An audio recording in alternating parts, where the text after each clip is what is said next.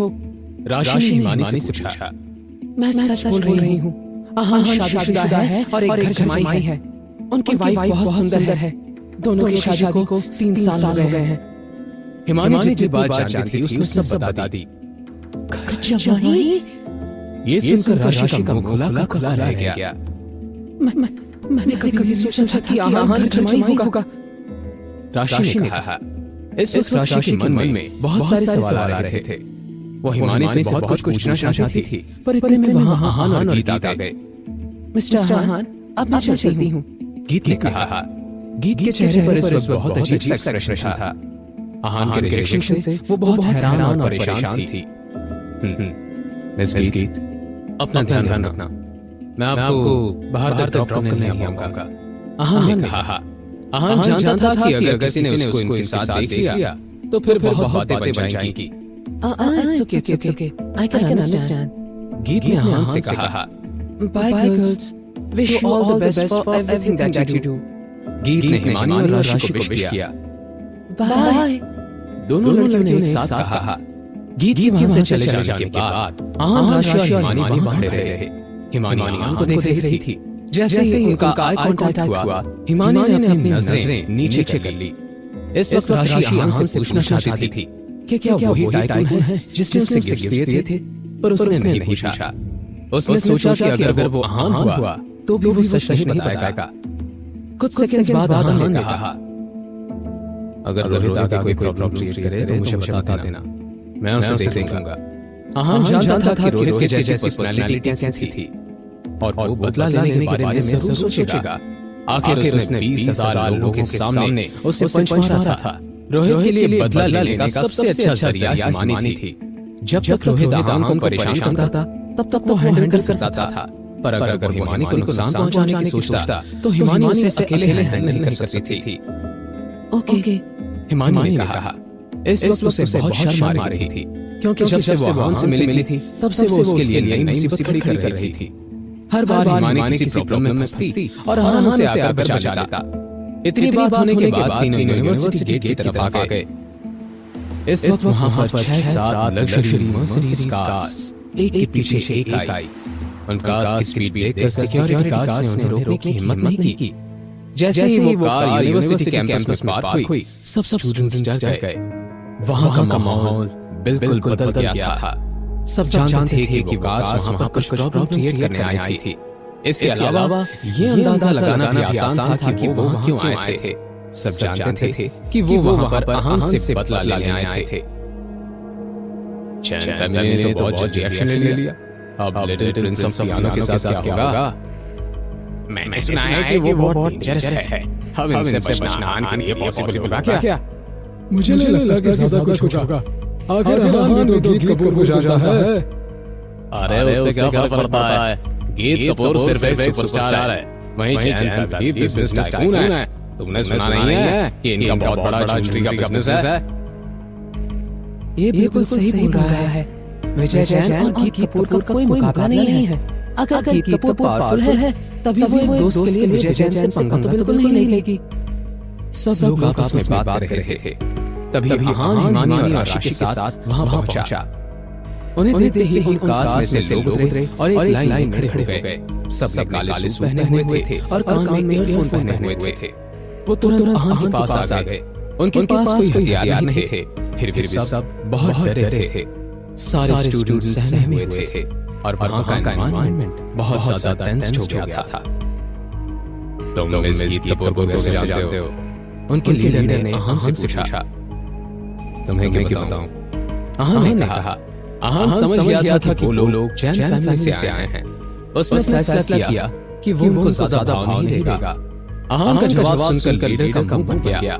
उसने सोचा कि इतने सारे लोगों को देखकर भी इसका एटीट्यूड खत्म नहीं हो रहा। हमारे बॉस ने आपको बुलाया है, लीडर ने कहा। अहान से पहले उसे पता था कि स्टेज पर क्या हुआ था। वो ये भी जानता था कि कैसे गीत ने अहान का साथ दिया था, पर वो अहान के बारे में कुछ नहीं जानता था। उसे बस इतना पता था कि अहान सेकंड हैंड कार चलाता था, इसलिए अहान के बारे में सब जानने से पहले उसके साथ रूड नहीं हो सकते थे। मेरे पास टाइम नहीं है, अहान ने कहा। राशि ने अहान को विजय और रोहित के बारे में सब कुछ बता दिया था। विजय बहुत बड़ा बिजनेस टाइकून था। अगर अरहान की जगह कोई और होता तो वो बहुत डर जाता, पर अरहान कोई साधारण आदमी नहीं था। उसे किसी और पर भरोसा हो या ना हो, अपने स्किल्स पर पूरा भरोसा था। ये सुनकर उस लीडर ने अरहान को ऊपर से नीचे तक घूरा और अपना मुंह बिगाड़ा। विजय ने उससे पहले ही कहा था कि अरहान के बारे में सब कुछ पता कर ले। अगर अरहान डर के मारे कांपने लग जाए और जवाब न दे पाए तो समझ जाना कि उसका बैकग्राउंड कुछ खास नहीं है। पर यहाँ ऐसा कुछ नहीं था। जैसा विजय ने सोचा था, यहाँ बिल्कुल उसका उल्टा हुआ था। अरहान उनके सामने कॉन्फिडेंटली खड़ा था और उनके सवालों के जवाब दे रहा था। मिस्टर अरहान, हमारे बॉस बस आपसे बात करना चाहते हैं। ज्यादा वक्त ने लीडर ने कहा, तुम्हें हिंदी समझ नहीं आती क्या? एक बार मैंने मना कर दिया तो कर दिया, मेरे पास टाइम नहीं है। अरहान ने उस लीडर की बात टालते हुए कहा। ये सुनकर लीडर को बहुत गुस्सा आया। वो अरहान को जवाब देना चाहता था, पर इस वक्त वो कुछ नहीं कर सकता था। ओके, अगर आप फ्री नहीं है तो कोई बात नहीं, मैं आपको फोर्स नहीं करूंगा। Good bye. लीडर ने कहा, वहां से चला गया। सब लोग उस लीडर के इशारे पर कार में बैठकर वहां से चले गए। पीछे सारे लोग बहुत हैरान थे। सब स्टूडेंट्स के चेहरे पर एक अजीब सा एक्सप्रेशन था। किसी को समझ नहीं आ रहा था कि वहां क्या हुआ था। जैन फैमिली के सिक्योरिटी गार्ड्स बिना हंगामा मचाए वहां से चले गए।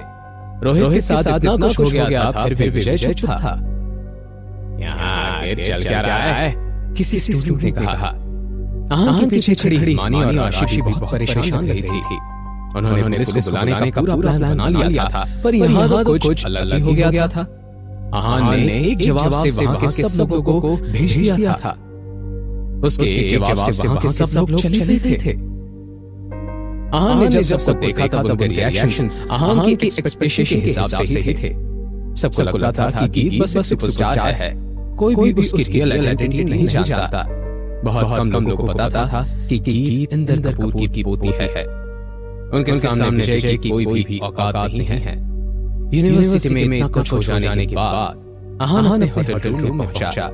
इस वक्त यामिनी भी मनाली पहुंच गई थी।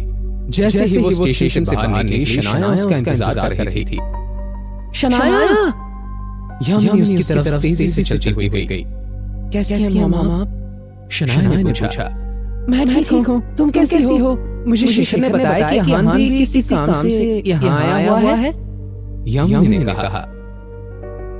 यामिनी पहले मनाली नहीं आने वाली थी, पर जब शेखर ने उसे बताया कि अरहान भी वही है, तब यामिनी तुरंत शनाया से मिलने आ गई। उसने सोचा कि जरूर अरहान वहां शनाया को परेशान करने आया था। उसे नहीं लग रहा था कि वो कोई इत्तेफाक हो सकता है। मॉम, ये आप क्या बोल रही हैं? अरहान मनाली में है? शनाया शॉक थी। वो नहीं जानती थी कि अरहान इस वक्त मनाली में था। शनाया का रिएक्शन देखकर यामिनी समझ गई थी कि अरहान वहां शनाया को परेशान करने नहीं आया था। क्या?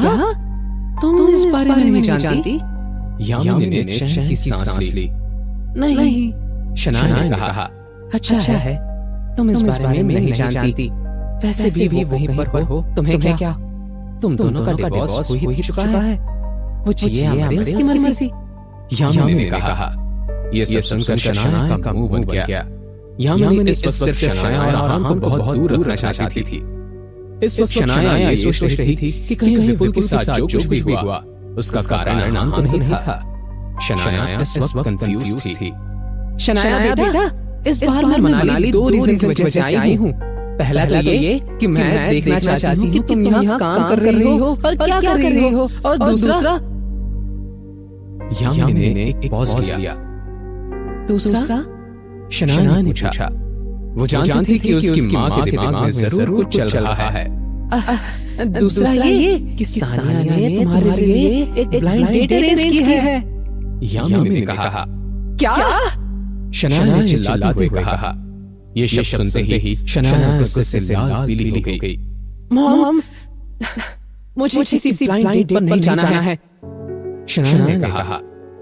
ब्लाइंड डेट पर नहीं जाना है? इसका मतलब क्या है? तुम्हारा अरहान से डिवोर्स हो गया है। अब तुम कुछ भी करने के लिए आजाद हो। अब वो तुम्हारी जिंदगी का हिस्सा नहीं है। तो क्या तुम जिंदगी भर ऐसे ही अकेले रहोगी? यामिनी ने कहा। मेरे और आहान के डिवोर्स को कितना टाइम हुआ है? अब अभी से लिए ब्लाइंड डेट अरेंज कर रही हैं? शनाया ने कहा। उनके तलाक को अभी बस एक हफ्ता ही हुआ था। उसे उम्मीद नहीं थी कि यामिनी उसके साथ ऐसे करेगी। वो सोच रही थी कि वो लोग क्या सोचेंगे जब उन्हें पता चलेगा कि शनाया दूसरे आदमी के साथ ब्लाइंड डेट पर जा रही है। शनाया बहुत गुस्से में थी। शनाया को गुस्से में देखकर यामिनी ने अपनी टोन शांत कर ली। शनाया, मैं भी इतने जल्दी तुम्हारे लिए कोई रिश्ता नहीं लाना चाहती थी, पर तुम्हारी मासी ने कहा कि लड़का बहुत अच्छा है और उसका भी कोई अभी डिवोर्स हुआ है। सानिया ने जब उसे तुम्हारी फोटो दिखाई तो तुम उससे बहुत पसंद आ गई। वो तुमसे मिलना। यामिनी ने शनाया को समझाने की कोशिश की। बस मॉम। शनाया ने यामिनी की बात काट दी। अब आपका बहुत ज्यादा हो रहा है। आपको नहीं पता है क्या कि मासी कैसी है? आप जानती हैं ना कि उनके दिमाग में क्या चलता रहता है? शनाया ने मॉम से पूछा। शनाया जानती थी कि उसकी मॉम और मासी उसे सेटअप कर रहे थे। वो जरूर शनाया से उम्र में बहुत बड़ा होगा। वो दोनों मिलकर बस शनाया को उसके हवाले करना चाहती थी ताकि सानिया की कंपनी को फायदा हो जाए। यामिनी ने अपनी आंखें नीचे कर ली। वो जानती थी कि शनाया क्या सोच रही थी। वहीं उसे ये भी पता था कि शनाया जो सोच रही है वो बात सच थी। शनाया, मैं जानती हूँ कि सानिया क्या सोच रही है, पर वो तुम्हारे भले के बारे में ही सोच रही है। यामिनी ने कहा। Really, Mom? It's disgusting. Shanaya ने कहा। बेटा भले ही वो उम्र में बड़ा है और उसके पास बहुत पैसा है, उसके बड़े बड़े बंगले हैं। अगर तुम्हारी शादी उससे हो गई तो तुम राज करोगी। तुम्हें कभी भी किसी तरह की चिंता करने की जरूरत नहीं है। आराम से बैठकर खाओगी और ऐश करोगी। यामिनी ने शनाया को समझाने की कोशिश की। मॉम, आपके लिए मैं बस एक सामान हूं ना जिससे पैसों के लिए बेचा जा सकता है। हाँ? शनाया ने गुस्से में अपने दांत पीसते हुए कहा। अरे क्या बोल रही हो तुम? मैं नहीं चाहती कि तुम्हें फिर से आहान जैसा नालायक पति मिले। यामिनी ने कहा। बस मैं आखिरी बार कह रही हूँ, आहान नालायक नहीं है। ना आज है, न कल था, न आगे कभी होगा। वो बहुत अच्छा है और उसके जैसा कोई नहीं है। मैं उसके साथ बहुत खुश थी। जो अब वो क्या है और मैं कैसा पति ढूंढ रही हूँ, यह मुझ पर छोड़ दीजिए। आपको मेरी चिंता करने की जरूरत नहीं है। शनाया ने कहा और वहां से चली गई। ये तो क्या कह रही हो? मैं तुम्हारी माँ हूँ। मैं नहीं सोचूंगी तो और कौन सोचेगा? रुको शनाया, तुम मेरी बेटी हो। इससे मेरा बहुत लेना देना है। यामिनी भी शनाया को पकड़ने के लिए उसके पीछे भाग रही थी और अपनी बात बोल रही थी। कुछ कदम चलने के बाद शनाया को सानिया और पलक नजर आए। क्या सब मिलकर शनाया को ब्लाइंड डेट के लिए मना लेंगे? जानने के लिए सुनते रहिए सीक्रेट अमीज़ादा only on pocket FM. Sania मासी, आप यहाँ? शनाया ने पूछा। भले ही उसे बहुत गुस्सा आ रहा था, पर फिर भी वो सानिया और पलक के सामने अपना आपा नहीं खोना चाहती थी। वो अब भी उनकी इज्जत करती थी। अरे मैंने पहले क्यों नहीं देखा कि तुम कितनी खूबसूरत हो? सानिया ने शनाया का गाल सहलाते हुए कहा। शनाया जितनी खूबसूरत होती, सानिया के लिए उतना ही अच्छा होता। Thank you. शनाया ने मुंह बिगाड़ते हुए कहा। वो जानती थी कि सानिया उसे ऐसा क्यों कह रही थी। वो सानिया से नफरत करती थी, पर चाहे जो हो जाए ये सच नहीं बदला जा सकता था कि वो उसकी मौसी थी। सानिया को शनाया की तारीफ करते सुन पलक को बिल्कुल अच्छा लग रहा था। उसे बहुत जलन हो रही थी। उसे हमेशा लगता था कि वो अपने परिवार में सबसे खूबसूरत है, पर शनाया को देखने के बाद उसका ये भ्रम टूट गया था। शनाया सच में खूबसूरत है, पर क्या फायदा है? अकेली है ना वो? पलक ने शनाया को ताना मारते हुए कहा। शनाया ने पलक की बात का जवाब देना जरूरी नहीं समझा। वो उस नटखटी लड़की से बहस नहीं करना चाहती थी। वो अकेली है क्योंकि वो बेस्ट डिजर्व करती है। वो नालायक आहान शनाया के लिए बिल्कुल लायक नहीं था। अच्छा हुआ तुम्हारा डिवोर्स हो गया। सानिया ने आहान का मजाक उड़ाते हुए कहा। इस वक्त शनाया उसे गुस्से में घूर रही थी। उसे तब भी आहान के खिलाफ कुछ सुनना मंजूर नहीं था। मेरा मतलब है तुम इतनी अच्छी हो, तुम्हारे साथ कोई अच्छा पार्टनर होना चाहिए। हाँ इतना भी अच्छा नहीं था। शनाया को ऐसे देखकर सानिया ने अपनी टोन बदली। जिस तरह शनाया उसे घूर रही थी, ऐसा लग रहा था कि जैसे वो उसे खा जाएगी।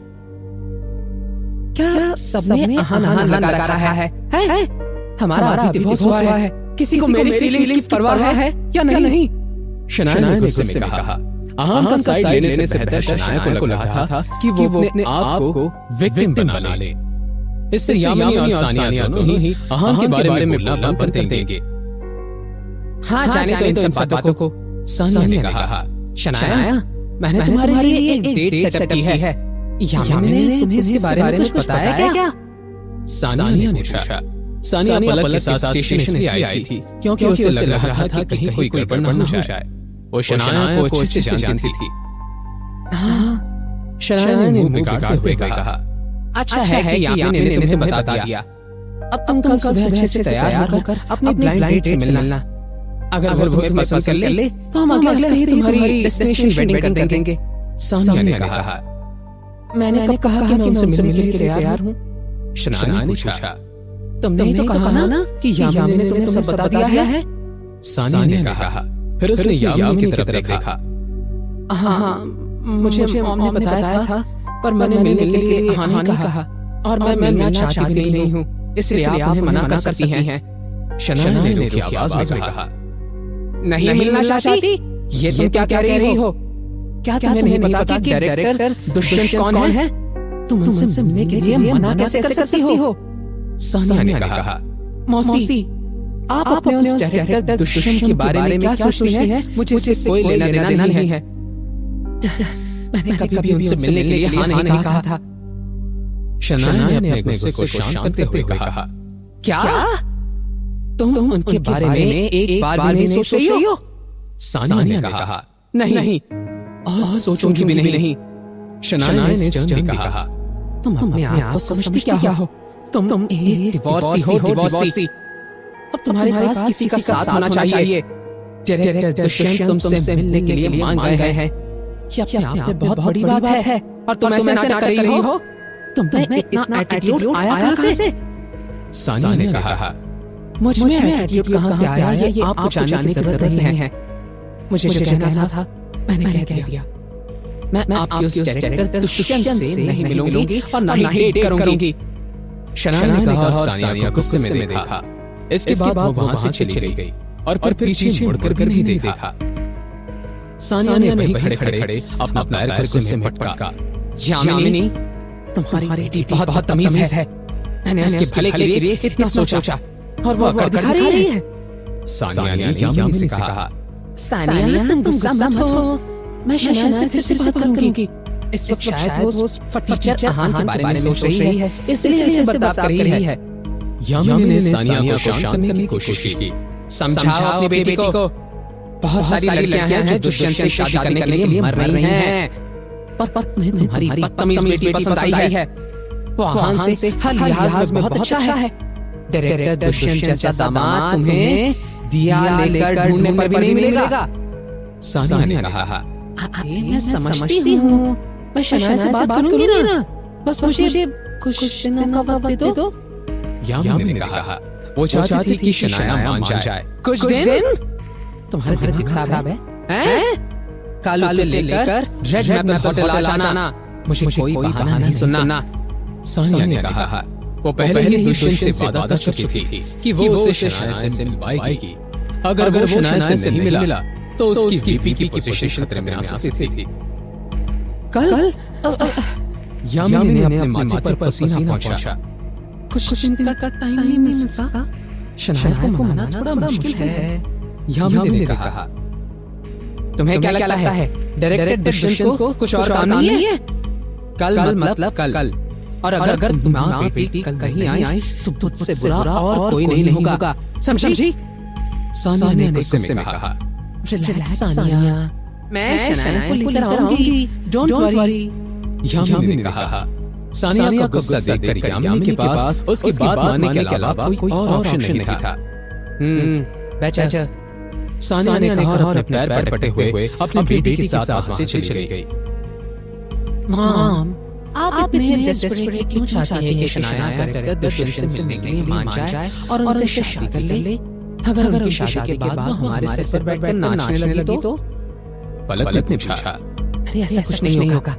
एक बार उनकी शादी हो गई तो शनाया हमेशा हमारी एहसानमंद रहेगी। आखिर एक डिवोर्सी को इतना अच्छा लड़का मिल रहा है। सानिया ने इतराते हुए कहा। शनाया भले ही यामिनी से बहुत गुस्सा थी, पर वो उसे छोड़कर नहीं गई थी, बल्कि उसका कार में इंतजार कर रही थी। वो उसे लेकर होटल गई। यामिनी ने पूरे रास्ते कुछ नहीं बोला, पर क्योंकि वो सोच रही थी कि शनाया को रेड रेड पर होटल ले जाने के लिए कैसे मनाया जाए। शनाया, तुम मुझे होटल क्यों लाई हो? उस घर का क्या जो तुमने रेंट किया है? फाइनली यामिनी ने पूछा। यामिनी ने सोचा था कि शनाया उसे अपने घर ले जाएगी, पर उसने उसके लिए होटल में रूम बुक किया था। मेरा घर बहुत छोटा है, उसमें एक ही रूम है। वहाँ मेरा अकेले रहना सही है। आप होटल में रहिए। शनाया ने धीरे से कहा। दरअसल शनाया ने यामिनी को अब तक अपने जॉब के बारे में नहीं बताया था। वो फाल्कन इंडस्ट्रीज में सीईओ ही थी और कंपनी की तरफ से उसे 2 BHK फ्लैट मिला था। ऊपर से उसका घर ऐसी जगह था जो एक सीईओ के लिए सूटेबल था। अगर यामिनी ये सब देखती तो उन्हें लगता कि शनाया के काम में कुछ गड़बड़ है। अच्छा, ये बात है। यामिनी ने ज्यादा नहीं सोचा और शनाया की बात मान गई। शनाया ने कोई जवाब नहीं दिया। कुछ वक्त बाद यामिनी ने कहा, शनाया, तुम्हारे वहां से जाने के बाद सानिया के पति का कॉल आया था। वो हमें खाने के लिए रेड मैपल होटल में इनवाइट कर रहे हैं। Really mom? मौसा जी हमसे मिलना चाहते हैं। शनाया ने मुंह बिगाड़ा। वो जानती थी कि उसका मौसा जी बहुत नकचढ़ा इंसान था। ऐसा इंसान यामिनी से भला क्या मिलना चाहेगा? हाँ, क्यों कोई प्रॉब्लम है? हम इतने वक्त से मिले नहीं हैं, इसलिए उन्होंने हमें इनवाइट कर लिया है। यामिनी ने कन्विंसिंग टोन में कहा। ये शनाया को रेड मैपल होटल ले जाने की यामिनी की चाल थी। शनाया दुष्यंत से मिलने के लिए कभी नहीं मानने वाली थी, पर वो उसे किसी और बहाने वहां ले जा सकती थी। एक बार शनाया रेड मैपल होटल पहुंच जाती तो फिर यामिनी उससे अपनी बात आसानी से मनवा सकती थी। शनाया का यामिनी की बात मान जाना बहुत जरूरी था। Mom, you are too much. Shanaya को लग रहा था कि यामिनी उससे झूठ बोल रही है। वो झूठ बोलकर शनाया को उस आदमी के साथ ब्लाइंड डेट पर ले जाना चाहती है। मैं सच बोल रही हूँ बेटा। यामिनी ने कहा। ठीक है, फाइन, कल चलते हैं। शनाया ने कहा। वो यामिनी पर गिव अप कर चुकी थी। इस वक्त हान अपने होटल रूम में था। इस वक्त उसे ये नहीं पता था कि उसका टू अलाइज वाला वीडियो और उसका और गीत का वीडियो वायरल हो चुका था। यूनिवर्सिटी के स्टूडेंट्स उन वीडियो को हर जगह पोस्ट कर रहे थे। गीत कपूर पहले ही बहुत फेमस थी और उसका वीडियो मिनटों में वायरल हो रहा था। उसे हमेशा बहुत अटेंशन मिलता था और आज उसके दोस्त हान को भी बहुत सारा अटेंशन मिलने वाला था। के साथ क्या आदमी कौन है? लिटिल प्रिंस ऑफ पियानो और गीत साथ में कितने अच्छे लग रहे हैं। सब तरह के कमेंट्स उनके वीडियो पर पोस्ट हो रहे थे। 2 घंटे में ही उनके वीडियो पर 20 मिलियन व्यूज आ गए थे। अहान का हिमानी के लिए पियानो बजाना, अहान और गीत का झगड़ा, अहान और गीत की दोस्ती और उनका परफॉर्मेंस, ये तीनों चीजें आग की तरह फैल गई थी। जब बहुत सारे बड़े म्यूजिशियंस ने उस वीडियो को देखा तो वो सब अहान से मिलने मनाली यूनिवर्सिटी पहुंचे, पर तब तक अहान वहां से जा चुका था।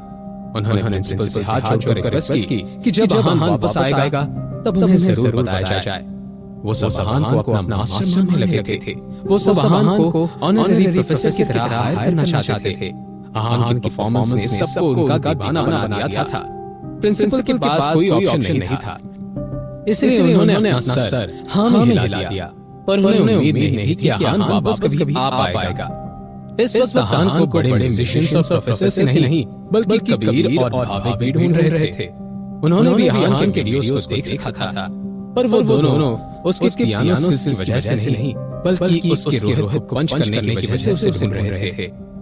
रोहित जो टाइकोंडो में ट्रेन था, अहान के एक पंच की वजह से खुद को संभालने नहीं पाता था। इसका मतलब साफ था कि अहान एक फाइटर था। उस दिन कबीर ने अहान के बारे में जो सोचा था वो सच था। उनके पास अब अहान की आइडेंटिटी पता लगाने के बहुत सारे तरीके थे। उसने रोहित को पंच किया था, वो गीत का दोस्त था, और इसके अलावा उसने विजय जैन के इनविटेशन को मना कर दिया था। इतनी हिम्मत किसमें हो सकती है कि विजय को वो रिजेक्ट कर दे? इतना ही नहीं, अहान ने विजय के बेटे को पंच किया था, पर फिर भी उन्होंने कोई एक्शन नहीं लिया था। जब लोग अहान से बात करने आए थे, वो वहां से भी बिना कुछ कहे चला गया था। कबीर अब श्योर था कि अहान के बारे में कुछ तो ऐसा है जो उन्हें पता नहीं चल पा रहा है। अहान सिर्फ एक घर जमाई तो बिल्कुल नहीं है। भाविक ने जो इन्फॉर्मेशन दिलवाई है उसमें कुछ तो गड़बड़ है। कबीर ने अपने मन में सोचा। कबीर और भाविक को जब पता चला कि अहान वहां से चला गया है, तब वो राशि के पास आए। राशि, अहान कहाँ है? भाविक ने पूछा। तुम्हें क्या काम है उससे? तुम दोनों उसे क्यों ढूंढ रहे हो? राशि ने पूछा। राशि जानती थी कि जैसे उसे अहान के बारे में पता है, वैसे इन दोनों को भी पता ही होगा। उसके हिसाब से वो दोनों यहाँ पर अहान को नुकसान पहुंचाने आए होंगे, इसलिए उसने अहान का पता सीधे सीधे नहीं बताया। राशि, अरे तुम गलत समझ रही हो। हम अहान को नुकसान नहीं पहुंचाना चाहते, हम तो उससे माफी मांगना चाहते हैं। कबीर ने कहा। कबीर राशि के एक्सप्रेशन समझ गया था, इसलिए उसने तुरंत कहा, इस वक्त वो अहान के साथ कोई पंगा नहीं लेना चाहता था। वो बस शुक्र मना रहा था कि अहान उसे नुकसान पहुंचाने के बारे में नहीं सोच रहा था। माफी? राशि कंफ्यूज हो गई। इतना घमंडी लड़का अहान से माफी मांगना चाहता है, ये चल क्या रहा था? हाँ, जो कुछ भी रेड लेबल होटल में हुआ वो नहीं होना चाहिए था। मुझे हिमानी के साथ ऐसा नहीं करना चाहिए था। बस इसलिए मैं अहान से माफी मांगना चाहता हूँ। कबीर ने कहा। अहान की आइडेंटिटी के बारे में सोचकर इस वक्त तीनों घबराए हुए थे। आगे क्या होगा जानने के लिए सुनते रहिए सीक्रेट अमीर ज़ादा, ओनली ऑन पॉकेट एफएम।